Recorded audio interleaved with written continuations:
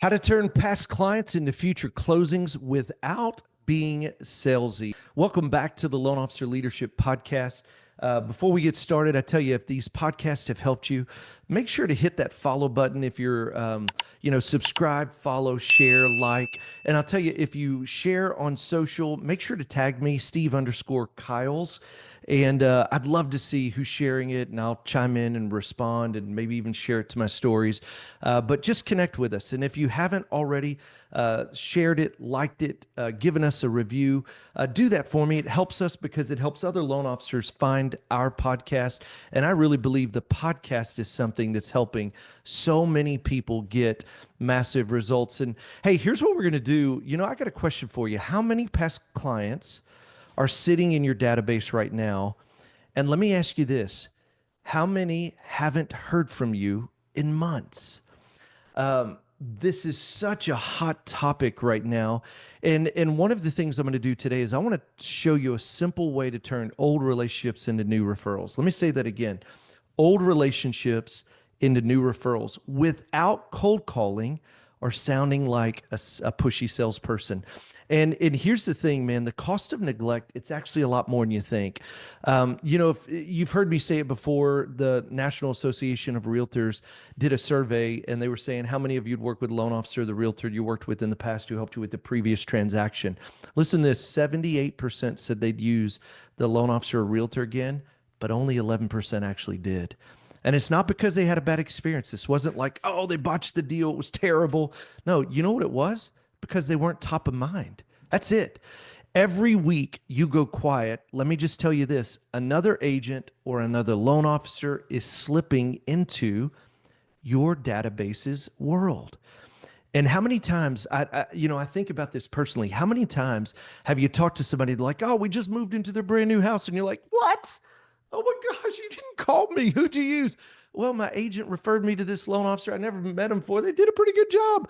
And you're like, oh my gosh, don't tell me that's so. Like, you should have called me.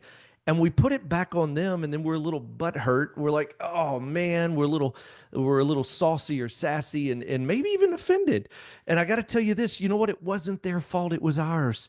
And you didn't know, and I didn't know, but here's what we're going to do. We're going to build a plan on how to make sure that you stay top of mind with your database, because look, if they forgot about you, it's not on them, it's on me. It's my job. I think about this every birthday or every anniversary or loan anniversary, it's a missed opportunity.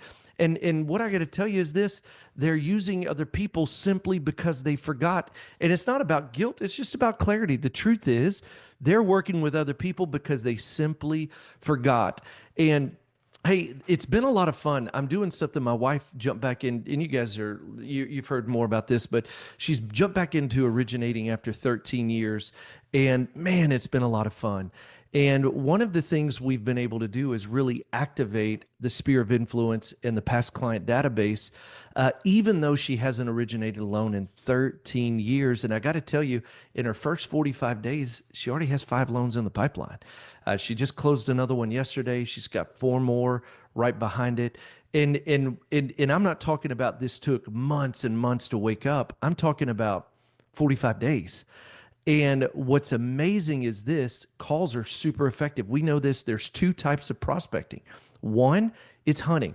And we've been talking a lot about hunting and farming. And hunting is, what are the calls I'm making today, right now, and having 13 conversations and 13 asks for the business that, like, look, if I need a deal today, it's kind of like if I had to eat. I'm super hungry.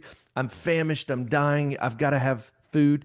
I don't go to the farm and plant seed. I go to a restaurant and order a meal that'll be ready for me right this minute. And somehow we don't think about prospecting that way.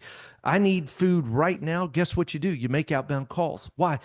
Out of 13 conversations, and we've been talking about this over the last 4 episodes, it is mathematically proven 13 conversations will give you about 2 relational referrals as long as you're asking for the business. So I got to hunt today and I farm tomorrow. But part of where we're missing it on the farming side, and look, if you want more help with this, and I'm going to stay kind of broad because we could show you some of the targeted ads we're doing, some of the emails we're sending out, some of the mailers we're sending out. It's a ton of fun.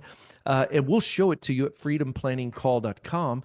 But here's what happens is there's got to be the farming side of what am I doing that wakes up even the people I haven't had a chance to call yet. So we built a system, and she's not having to chase or beg, but relationships are waking up and saying, man, I love you guys. I'd love to work with you again. So here's what we did, and it's very, very simple. And it's the farming part of what we talk about in the daily success plan with our past client database, but it's a monthly mailer with a personal touch. And look, somebody gets super complicated and it's like, well, I got to recipe card, or these little mailers that are just a thumbs up says, I like you, or do I send out a letter of the heart, or all these other things. The truth is this, it doesn't even matter. All that matters is they get something in the mail that's tangible, touchable every month, like clockwork. When do I send it out? I don't know. Pick a day. I like the 7th of the month. Every 7th of the month, something's going out, and they're going to receive it. And guess what? They're going to see my face on it. Number 2, weekly emails. Now, here's what we know about the emails too. So many people are like, oh, I'm sending all these emails, I'm not getting a ton of response. The truth is this, with so many spam blockers and filters, emails only, I mean, if you get 10, 15, 17, 18% open rate, you're killing it. But in my opinion, they're very powerful, because it's not that I have a database of 50,000. It's that I got 1,000 of the right people that if I'm doing weekly emails, and I'll tell you the way I'll give you the whole formula of how we do all of our retargeting in just a minute. But the emails, it's not here's the market update. You're giving them things of interest and helping bring them on a journey with you. And that's what I love. ChatGPT can help you write them and work them. And I'll talk a little bit about the framework I use on the emails, but here's number 3, periodic text. I think it's a massive missed opportunity. Are you sending out birthday texts that say, hey, just thinking about you, wanted to say happy birthday? Are you sending out anniversary text, loan anniversary text, holiday text, random text? Hey, it's as we roll into the summer, one of the things most people forget is to change your air filters. Just want to remind you, change that air filter. And so you can make it as fun and as personalized as you want. The key is this: periodic text. People look at text.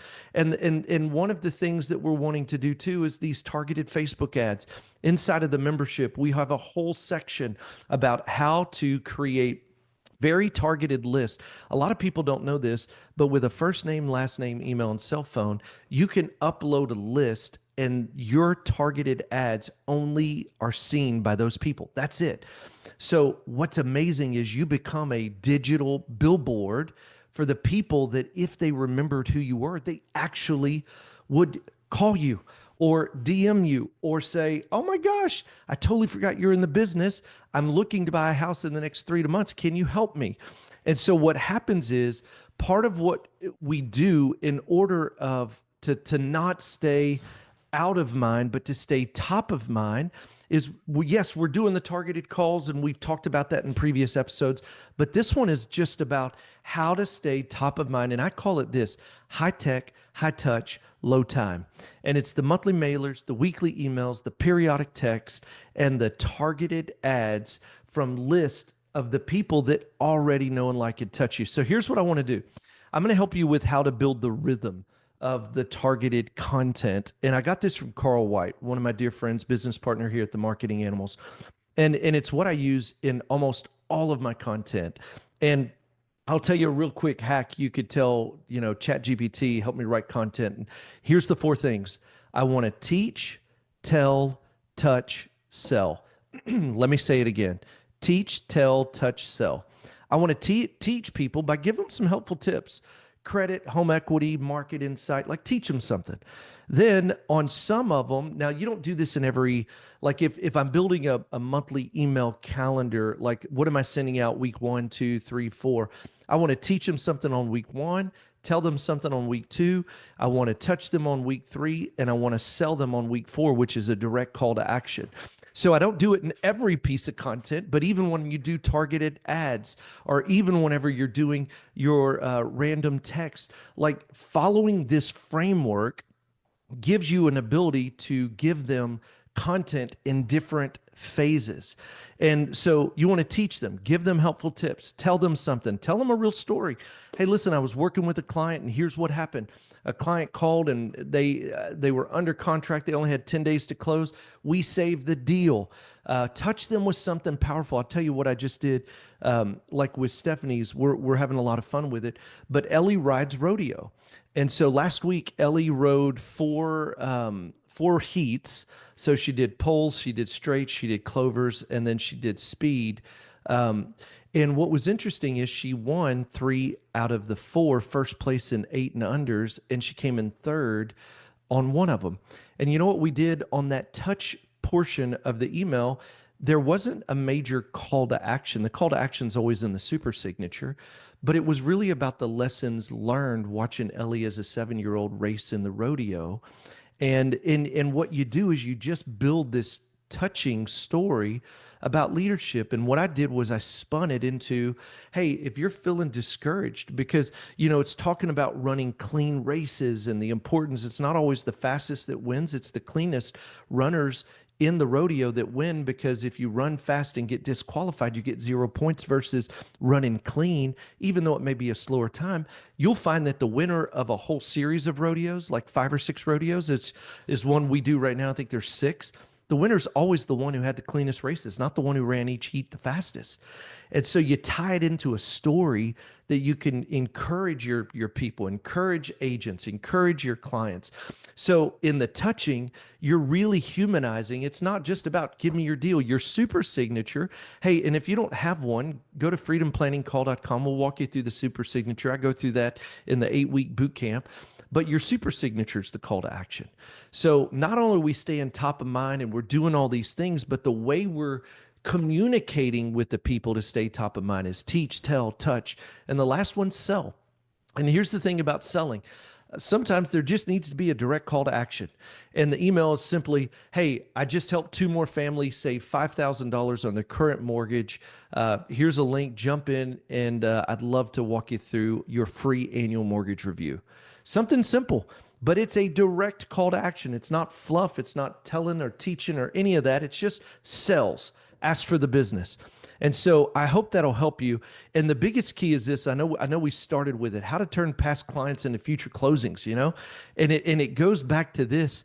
How many past clients are sitting in your database right now that haven't heard from you in the last few months or even years? Carl and I travel the country and we'll ask them, how many of you are reaching out to your past clients? I'm telling you, the average answer is 0. So today that absolutely changes. Hey, and if you need help like building your warm list of who to call, we've been talking about it in this series, go to freedomplanningcall.com. And when you schedule, we're going to literally give you the warm list activator. We'll help you build the 90-day plan. And even some of the things we talked about right here, we'll walk you through. We'll show you some of the ads we're running, some of the copy we're sending on emails, some of the text that we're sending. And it's our gift. We want you to be successful. And we know this action builds confidence. Fast action creates fast results. Action brings clarity. Take massive action. Do something today. Don't just be a listener. Take action. freedomplanningcall.com. See you.